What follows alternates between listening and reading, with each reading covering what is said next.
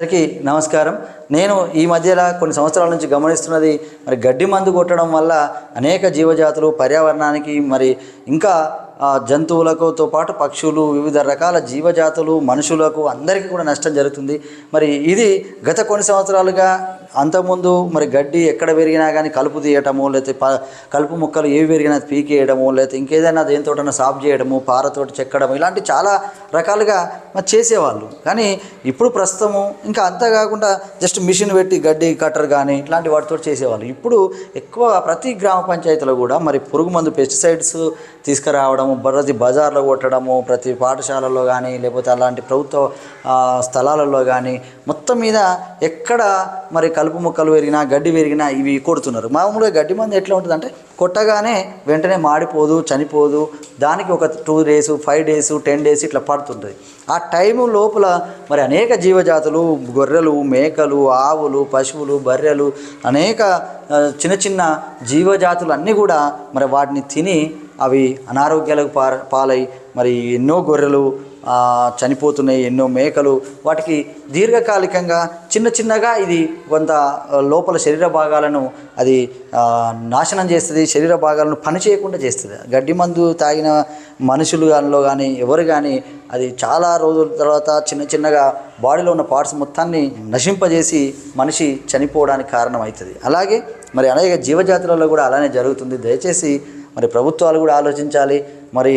తర్వాత ఈ యూజ్ చేసే వాళ్ళు కూడా, రైతులు కూడా విపరీతంగా వాటిని యూజ్ చేస్తున్నారు.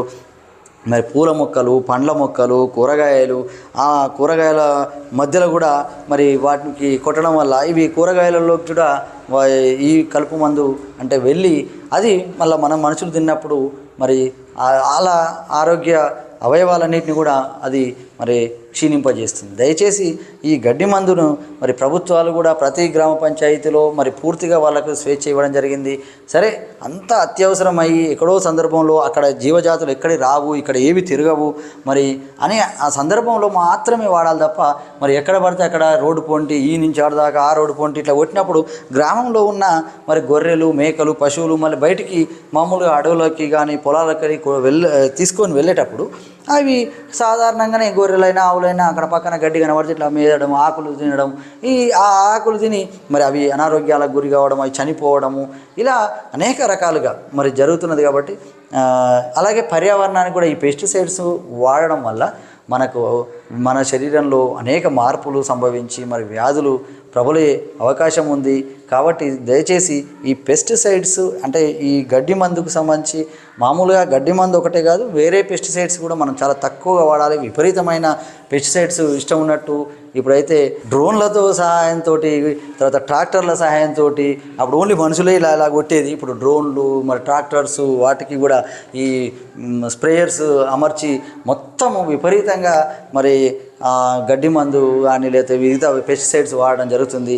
దయచేసి ఈ పెస్టిసైడ్స్ వాడటము తగ్గించినప్పుడే ఈ పర్యావరణానికి అనేక జీవజాతులకు మేలు జరుగుతుంది.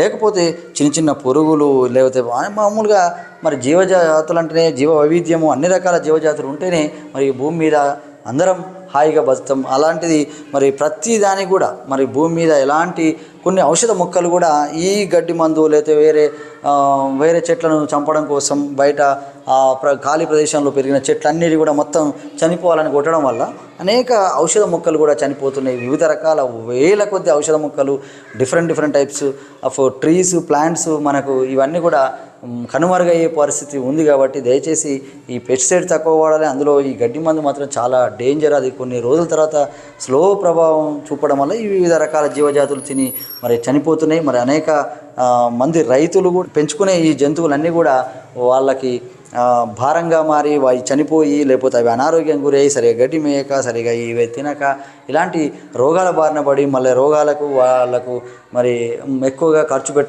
పెట్టాల్సి రావడం ఇలాంటివి జరుగుతుంది. కాబట్టి దయచేసి ఈ పెస్టిసైడ్స్ తక్కువ వాడాలి. అందులో గడ్డి మందును మాత్రం ప్రభుత్వాలు కూడా ఆలోచించాలి. తప్పనిసరి పరిస్థితుల్లో మాత్రమే ఎక్కడో చోట వాళ్ళకు పర్మిషన్ ఇవ్వాలి తప్ప ఇష్టం ఉన్నట్టు ప్రతి గ్రామ పంచాయతీలో ఏ బజారుకైనా ఏ రోడ్డు ఊరి అవతల ఊరి యువతల ఎక్కడ పడితే అక్కడ ఇట్లా కొట్టుకుంటూ పోతే మాత్రం ఇవి చాలా ప్రమాదకరంగా మారుతున్నాయి. దయచేసి అందరూ కూడా గమనించాలని ఈ సందర్భంగా విజ్ఞప్తి చేస్తూ ప్రభుత్వాన్ని కూడా దీనిపై చర్యలు తీసుకోవాలి. తర్వాత పర్యావరణ ప్రేమికులు మరి ప్రతి ఒక్కరు కూడా ఈ విషయంపై ఆలోచించి మరి అందరూ కూడా దీన్ని ప్రజల్లో చైతన్యవంతం తేవాలి.